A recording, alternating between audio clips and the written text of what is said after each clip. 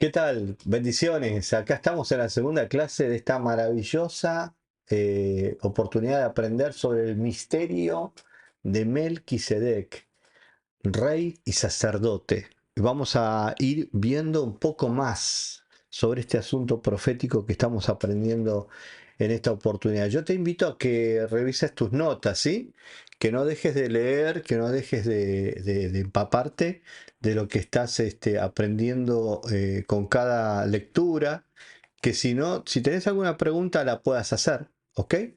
Y que te puedas empapar bien de la clase anterior para entrar en esta. Bien, vamos a comenzar. Entonces entendimos que el orden no es un hombre, no es él, ¿sí? Sino que él estableció un orden. Dios no es otra cosa que el que establece un orden y no lo establece como un personaje, sino como un título, ¿sí? Un título que está en la tierra como una asignación espiritual para desarrollar el deseo de Dios de extender su reino y manifestar su voluntad. Ahora, a mí me gusta decir que Melquisedec es una unción, es una unción. Es una unción porque te habilita para algo, te habilita para algo. Recuerden cuando definimos la palabra unción, lo definimos como la habilitación sobrenatural del Espíritu Santo para poder servir a Dios. Eso es la unción. Jesús dijo, recibiréis poder y me seréis testigos. Y dijo, no se vayan de aquí hasta que no reciban al Espíritu Santo. Y los discípulos se quedaron, los 120, esperando esa visitación, que fue una investidura sobrenatural para poder llevar adelante un ministerio que no estaba basado en experiencias personales, históricas, testimoniales, sino que debían ser una experiencia viva. Ellos debían ser Cristo funcionando, Cristo revelándose a través de sus vidas. Por eso la unción vino sobre ellos. La unción no era para otra cosa que para que el reino se extendiera, para que se predicara el Evangelio. Esa unción está cargada en Jesús. Pero ¿dónde? ¿En qué lugar está cargada esa unción de Jesús? Está cargada en el orden de su sumo sacerdocio. Está cargada en el orden de Melquisedec. Porque Melquisedec significa rey de gobierno territorial y sacerdocio, ministración espiritual. Entonces es una unción que capacita al que la porta. Entonces a lo largo de la historia bíblica vamos a ver que hay diferentes Melquisedec, diferentes que no terminan en Sem, porque Sem muere, obviamente.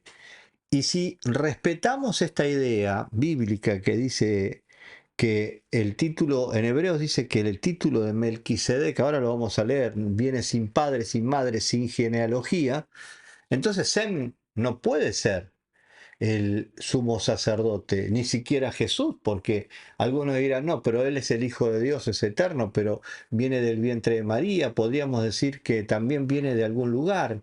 No, no, yo quiero que vean esto. Vean que el título tiene una connotación de eternidad. ¿Por qué? No tiene principio ni fin, no tiene padre ni madre, no tiene genealogía, es título. Es un título que es, no es para el pasado, sino que es para la eternidad. Y los hombres son pasajeros, pero el título permanece para siempre. Entonces se muere, pero el título pasa y pasa y pasa a los diferentes hombres asignados para cargar con este título. Ya dijimos que el primer sumo sacerdote que hubo en la historia de la humanidad fue uno, se llamó Adán. Adán fue el hombre que cargó esa unción de sumo sacerdote. Ahora vamos a ver la lista, la vamos a estudiar juntos, pero veamos todo desde el contexto amplio para que podamos entender. Así que hoy nos toca aprender sobre esta idea de cómo se va trasladando este orden, ¿sí? Porque si es orden, es porque el título se va pasando como si fueran, ¿vieron los reyes de Inglaterra? Que van recibiendo los reyes de España, las monarquías, no las reciben las monarquías un hijo de vecino, sino que todo queda en la línea genealógica, todo queda dentro de la familia, la misma sangre, y de todas esas familiares que hay se elige a quién se le va a poner esa unción. Bueno, esa misma forma de funcionamiento terrenal que luego los gobiernos de la tierra han imitado, ya viene esto como un diseño del cielo. Dios tiene un diseño, es decir, yo pongo la unción de Melquisedec sobre Sem, y esto se va a ir repitiendo en los hombres asignados donde yo ponga este título. Tranquilos, vamos a ir viendo poco a poco cómo este título llega a Jesús. Pero mientras tanto, sigamos analizando un pensamiento fundamental de esta idea del orden. Taxín significa orden, que es una palabra griega, taxín, como si fuera un orden secuencial, como un reloj. Yo tengo aquí mi cronómetro midiendo el tiempo de mis enseñanzas y mientras veo hay un orden secuencial, ¿sí? Un minutero, hay un segundero, hay un orden secuencial. No es que las cosas, los tiempos se miden por casualidad o simplemente por sensación. No, hay un orden secuencial. Bueno, el taxín es lo mismo. Cuando hablamos de taxín, estamos hablando de orden secuencial. Si viene este orden, o si viene esta etapa, es porque se superó la primera. No es que vamos a la próxima etapa sin haber superado la primera. A eso se le denomina orden secuencial. Vamos a ir por la primera para que luego vayamos por la segunda. Cuando una persona no entiende esta idea, cree que orden secuencial es, bueno, pasemos a una nueva etapa, no importa cómo me fue en la primera etapa. No, no. Desde el pensamiento de Taxín es un orden secuencial de acontecimientos. Como si fuera, es como una secuencia apropiada, o en el orden de algo, es la secuencia, es un orden, es apropiado para ponerlo en Melquisedec entonces, porque Melquisedec se va dando como un orden secuencial dentro de una línea de sangre. Un mejor ejemplo de esta palabra taxín viene en Lucas 1.5, donde el padre de Juan el Bautista, presten atención a este punto, porque acá aparece una explicación clara de taxín. El padre de Juan el Bautista se llama Zacarías, ¿sí? Y fue puesto un taxín en el orden de Abdías.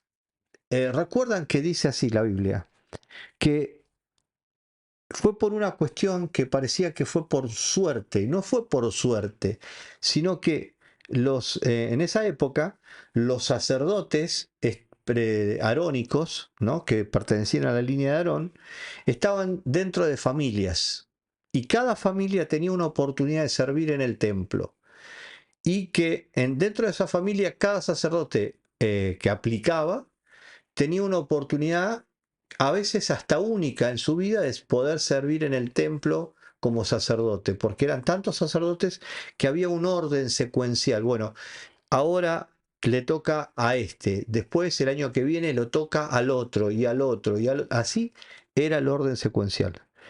Hablando de lo levítico, bueno, un mejor ejemplo es la palabra taxín, viene en Lucas 1.5, donde el padre Juan el Bautista, Zacarías, fue puesto en un taxín, en el orden de Abdías, hablando de lo levítico, pero era un orden, es un orden específico, porque dice en Lucas 1.5, hubo en los días de Herodes, en rey de Judea, un sacerdote llamado Zacarías, de la clase de Abdías, escuchen esto. Su mujer era de las hijas de Aarón, estaba todo dentro de la familia sacerdotal, se llamaba Elizabeth, y en referencia a los padres de Juan, el Bautista, ellos estaban dentro de un orden de levitas o un taxín, estaban dentro de una línea. Ya te voy anticipando para que veas que si Elizabeth pertenecía a un orden sacerdotal y es prima de Miriam o de María, como la conocemos de nosotros, Madre de Jesús, te das cuenta que toda esa familia estaba dentro de un orden sacerdotal y no eran cualquier hijo de vecino. Eran personas dentro de la sociedad judía muy destacadas que pertenecían a la élite de los sacerdotes del templo. Esto es importante que se vea. Entonces, cuando el autor del libro de Hebreos cita el Salmo 110, la palabra hebrea para orden es dibrá. Vieron que yo les dije recién que en griego es taxín, en hebreo la palabra orden es dibrá. Y de la palabra hebrea dibrá significa hablar, o sea, para poner en orden a través de las palabras. Un orden de secuencia otra vez, la cual es interesante porque la palabra en hebreo para hablar es dibrá. Lingüísticamente, impactantemente, porque en hebreo está todo conectado. El orden es puesto en orden a través del hablar, por la palabra de Yahweh, como en la creación a lo largo del Génesis. Fíjense, y Dios que dice, y vio la tierra que estaba desordenada, vacía, separó lo mojado de lo seco, le dio luz y noche, puso los astros. Cada secuencia terminaba y comenzaba la otra, y todo se hizo a través del dibra, de la palabra. Bueno, dentro del ministerio sacerdotal adrónico también, bueno, las palabras eran de orden de dibra, de orden para que se continuara la tarea y se le explicaba al próximo sacerdote lo que tenía que hacer, y esto era todo a través de un orden, de un taxín, de una secuencia, pero a través de la palabra.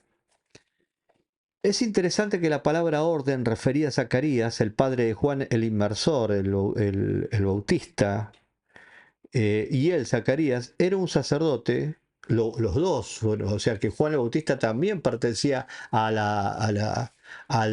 orden sacerdotal de Abdías, con lo cual que se te saque esa imagen de que Juan el Bautista era una especie de místico que le agarró un día el ser el que preparaba el camino para el Señor.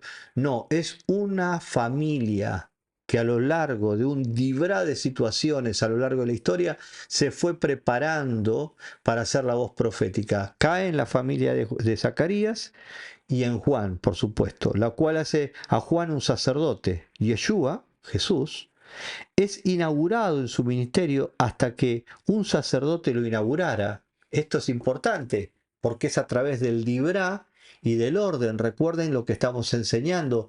Un sacerdote no aplicaba el sacerdocio si alguien no lo enviaba con una palabra de orden, de taxín, ¿sí? De secuencia. Zacarías es un sacerdote bajo el orden de Abdías y el orden está bajo Leví, y ahí había 24 órdenes donde el sacerdote una vez a la semana tenía que servir en el templo, y cuando las 24 semanas terminaban volvían a comenzar, lo cual hacía que los sacerdotes sirvieran 2 veces al año. Zacarías era uno de esos sacerdotes, era como un reloj, ¿vieron? Era un reloj de funcionamiento, había una agenda organizada de día y hora. Para eso los hebreos son muy buenos para entender tiempos, formas, maneras, son muy estructurados porque saben que Dios se mueve en ese dibra y en ese orden. Es como el orden de una agenda que se termina una para comenzar la otra. Realmente esto donde tiene significado es en el orden. En el hebreo habla sobre la conexión de una de las órdenes, lo cual estaba establecido para que sirvieran en el templo. Todas las órdenes tomaron su lugar como un reloj, sabían cuándo tenían que servir, cuándo era su calendario, como un reloj, mes tras mes, año tras año, década tras década, hasta que una orden se levantó sobre las demás y dijo: esta es la orden en la que yo quiero que se sirva en mi templo. Entonces, si hay un orden mencionado por el autor de Hebreos y luego podemos ver una orden levítica a través de los padres de Juan el Inmersor, entonces, ¿en qué otro lugar de las Escrituras podemos encontrar una referencia de una persona que es un rey de justicia, Melquisedec? Antes de ir a eso, quiero que quede claro lo que les estoy terminando de enseñar acá. El orden de Melquisedec no es simplemente un título que queda en Sem. Ya estamos viendo que se fue trasladando a través de un dibrá, un orden secuencial a lo largo de la historia. Y para darle una explicación al tema de Melquisedec, tomamos como ejemplo otro orden. Que quede claro, no es el Melquisedec, este otro orden, sino el orden arónico. Se toma como ejemplo porque allí también, para servir en el templo, hay un orden como un reloj. Y cada sacerdote sabe cuándo le toca.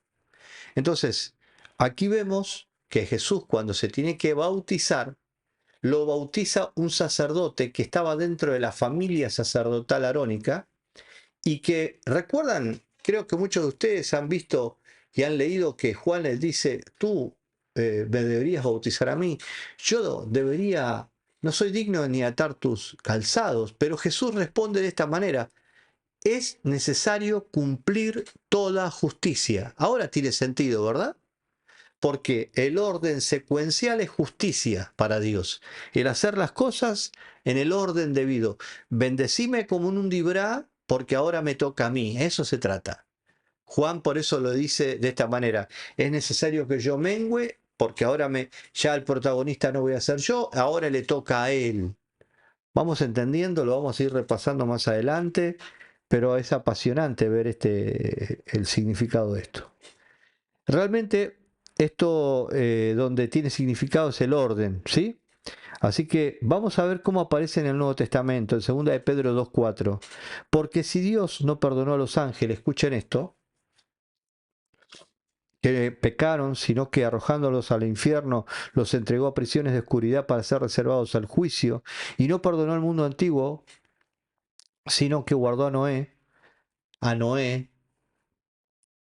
Quiero que vean esto porque cuando estudiamos dispensaciones, van a poder observar que en dispensaciones lo que se está hablando es que son diferentes tiempos, diferentes administraciones de Dios. Y cuando terminó la época de la conciencia, comienza la era del gobierno de hombre a través de Noé, un mundo nuevo, una etapa nueva, un pacto nuevo, ¿ok? Un momento nuevo. De ese momento Pedro está hablando aquí. ¿Por qué? Porque en el mundo antiguo los ángeles se habían mezclado con las mujeres, se habían nacido los gigantes, y dice Dios, porque si Dios no perdonó a los ángeles que pecaron, sino que los arrojó al infierno, los entregó a prisiones de oscuridad para ser reservados a juicio, si no perdonó al mundo antiguo, o sea, al mundo de Adán, de estos gigantes, sino que guardó a Noé, después del diluvio lo guardó, pregonero de justicia. Esta palabra pregonero de justicia es la que usted tiene que subrayar, con otras 7 personas, trayendo el diluvio sobre el mundo de los impíos, y si condenó por destrucción a la ciudad de Sodoma y Gomorra, reduciéndolas a cenizas y poniéndolas de ejemplo a los que habían de vivir impíamente. Segunda de Pedro 2.4 es revelador, acá hay un misterio que hay que revelar. En la versión Reina Valera, no se lee como en la versión original literal, pues se le han agregado puntuaciones que en el original no se encuentran. Así que sería de esta forma, porque si Dios no perdonó a los ángeles cuando pecaron, sino que los arrojó al infierno, los entregó a fosos de tinieblas para juicio, si no perdonó al mundo antiguo, sino que guardó, escuche, a la octava persona Noé, así aparece la octava persona Noé, un predicador de justicia, cuando trajo el diluvio sobre el mundo de los impíos, condenó a la destrucción a la ciudad de Sodoma y Gomorra, reduciéndolas a ceniza. Regresando a la escritura en la que se mencionó primero, Sodoma y Gomorra también entran en el contexto con el Melquisedec. Vemos a la octava persona, a Noé, un predicador de justicia. Octava persona del mundo antiguo. Esto está diciendo la escritura, que antes de Noé hubo 7 personas que cargaron el título de Melquisedec, y que Noé fue un Melquisedec, pregonero de justicia, o sea, un rey de justicia, alguien que reinó en el mundo antiguo, en el mundo nuevo, y que fue un predicador de justicia, un sacerdote. ¿Se está entendiendo el concepto? Estamos viendo que Noé fue uno de estos hombres, por eso pudo trasladarle a Sem el título de Melquisedec. Así que este título viene desde antes del diluvio, fue trasladado desde el otro lado del mundo, de la historia, antes del diluvio, a esta nueva etapa con Noé. Dicho esto, y espero que se haya entendido, este pasaje nos dice que había otros 7 que fueron salvos, junto con Noé. Noé no es la octava persona que se salvó. Eso no dice en la versión literal. Sí dice que Noé es el octavo predicador de justicia. Entonces, ¿quiénes fueron los previos 7? Si Noé fue el octavo predicador de justicia, realmente Noé no era la octava generación de personas, era en realidad la 10ª, por lo tanto no puede estar hablando de eso. ¿Por qué? ¿Por qué dice el material esto? Porque si usted lee la historia del mundo antiguo, Noé pasa a ser el 10º de las generaciones importantes, de los hombres importantes, de los hombres relevantes. Pero aquí habla que él era el número 8, no es el número 10. Veamos de qué se trata en esto, cuáles eran los 10 personajes relevantes. Adán fue el primero. ¿Se acuerdan que Abel muere en manos de Caín? Así que Abel es sustituido por Set, que es el que carga después la unción adánica, la unción del hombre que busca a Dios. Set tiene a Enos, Enos tiene a Cainán, Cainán tiene a Mahalalel tiene a Jared, Jared a Enoc, que caminó con Dios. Enoc tiene a Matusalén y Matusalén a Lamec y Lamec a Noé. Acá vemos a 10 personajes que son los destinatarios teóricamente del título de Melquisedec. Pero si dice que Noé es el número 8, ¿por qué aparece aquí como el número 10? Veamos, aunque Noé no era la octava generación en la humanidad, era la 10ª. No es el octavo en línea en orden de Taxín, en orden de Dibra. Es lo que venimos estudiando, ¿eh? Traten de asesorar lo que venimos hablando. Usado solo 4 veces en total en el Tanaj, en la Biblia, entonces debemos hablarla y esa unción se manifestará, la que aparece en Apocalipsis capítulo 2, de reyes y sacerdotes, en la secuencia de predicadores de justicia. Veamos, Adán fue el primero, vivió 930 años. Desde la creación hasta su muerte, cuando Adán murió, Set era el próximo sucesor.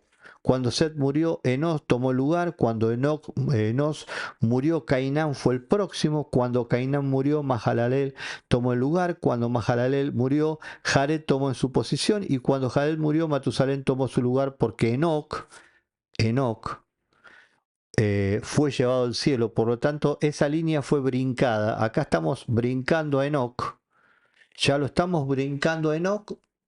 Y ya quedaría Noé como si fuera número 9, porque Enoc no llegó a cargar con el título porque él se fue antes, fue traspuesto, ¿recuerdan?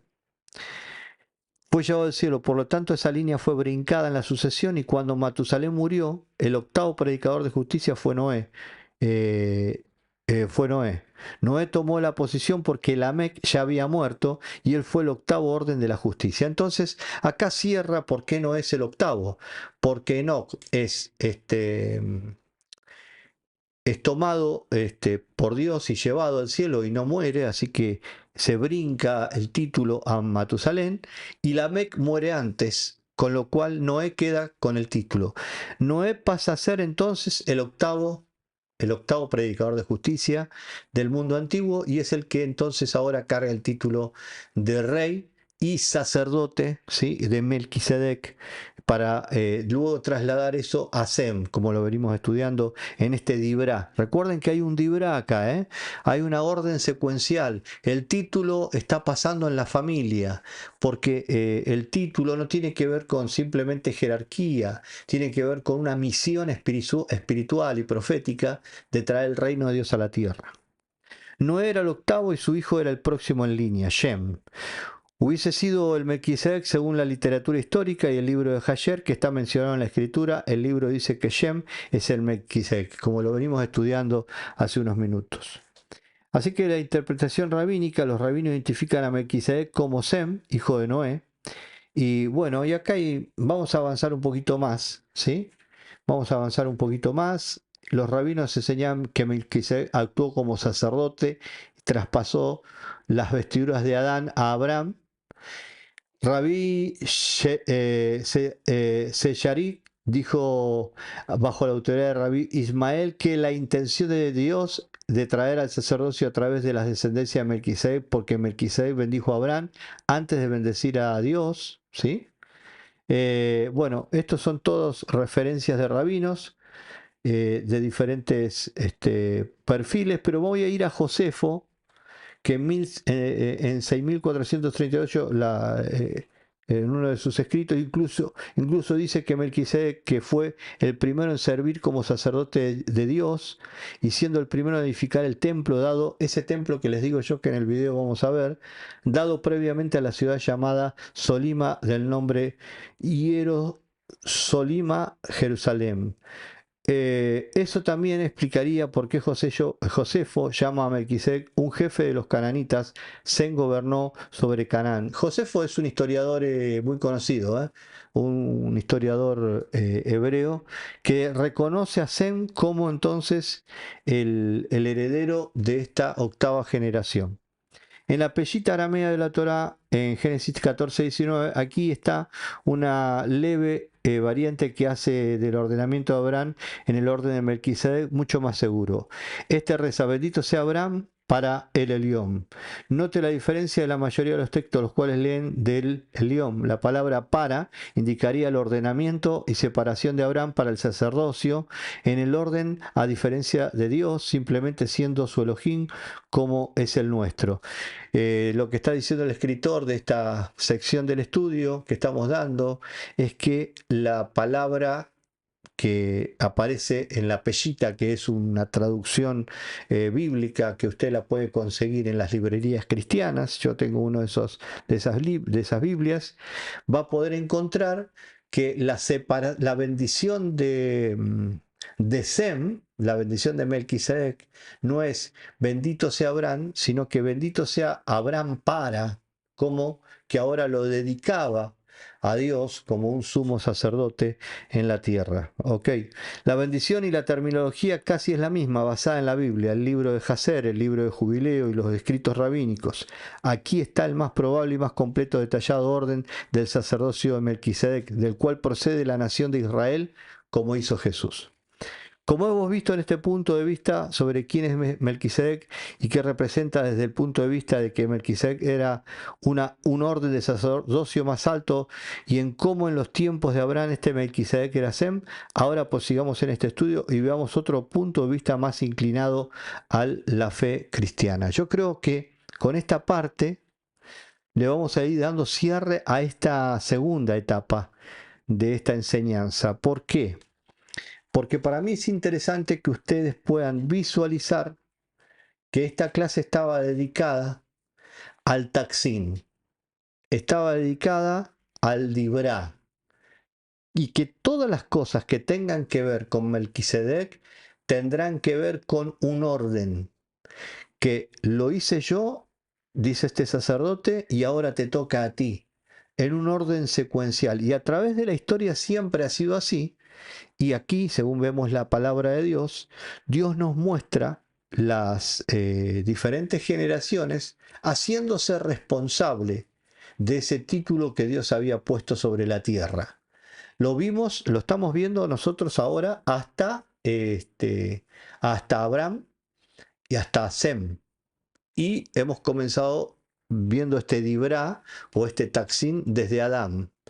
Y hemos visto que se ha cumplido, porque en cada uno de ellos ha habido un régimen de reyes y sacerdotes gobernando en la tierra, pero no desde un punto de vista gerencial simplemente, digamos, jerárquico, posicional, sino como un deber para que a través de esa unción se pueda servir a Dios y extender su reino.